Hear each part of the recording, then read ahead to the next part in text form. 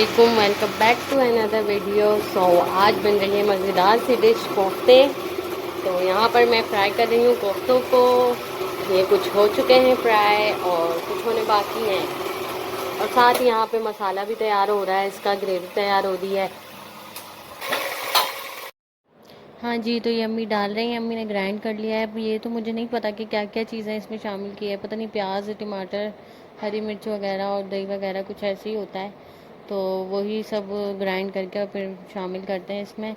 खैर, रेसिपी मैं आपसे किसी और दिन शेयर कर दूँगी। अभी फ़िलहाल ऐसे ही देख लें और इन्जॉय करें। और साथ ही मैं यहाँ पर इनको फ्राई कर रही हूँ, तो ये इतनी मुझे मुश्किल हो रही थी ना। एक हाथ में मेरे कैमरा, एक हाथ में मेरे मोबाइल था और दूसरे हाथ से मैं लगी हुई थी। तो मैं वहाँ देखूँ या मैं अपने मोबाइल में देखूँ। जब मैंने देखा मोबाइल की तरफ तो देखा सामने, अरे सारा फोकस तो उस कपड़े पे हुआ हुआ, सफाई वाले कपड़े पे। कोफ्ते तो नज़र आ ही नहीं रहे। तो फिर मैंने जल्दी से सही किया और बस मैं लगी हुई हूँ देखने। आप मज़ेदार से कोफ्ते मैं फ्राई कर रही हूँ, क्या ही बात है। कभी कभी मैं आती हूँ किचन में, वरना मुझे नहीं है आदत इन सब चीज़ों की, ये काम करने की। चूल्हे के आगे तो मुझसे खड़ा हुआ जाता ही नहीं है ना।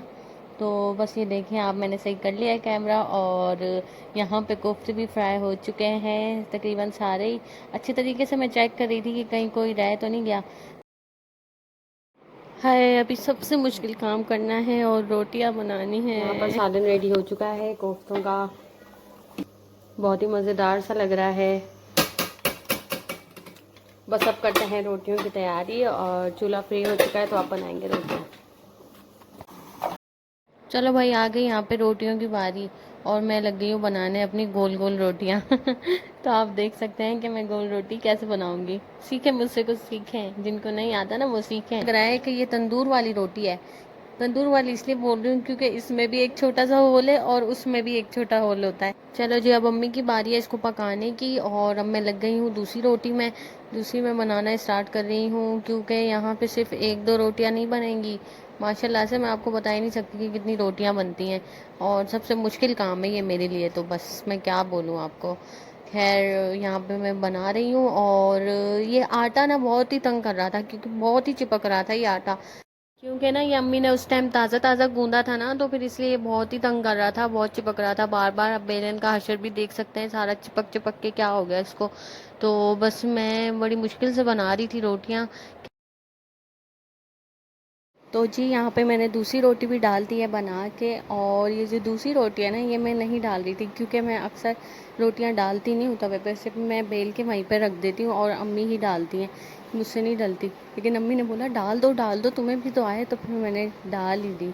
और यहाँ पे साथ में फ्रेंच फ्राइज भी बना रहे हैं, बना नहीं रही, बना रहा है, मतलब मेरा भाई बना रहा है बच्चों के लिए, क्योंकि सिस्टर आई हुई थी तो बच्चों ने ये खानी थी तो वो ये बना रहा है। फर्स्ट शिफ्ट लग चुकी है और दूसरी यहाँ पे धो के उसने रखी हुई है। जैसे ये फ्राई हो जाएंगी तो फिर ये बाकी की डालेगा और ये भी बनाएगा। और यहाँ पे बन के आ चुकी हैं फ्राइज और हाथ ही ले रहा है मज़े फ्राइज के, खा रहा है बैठ के।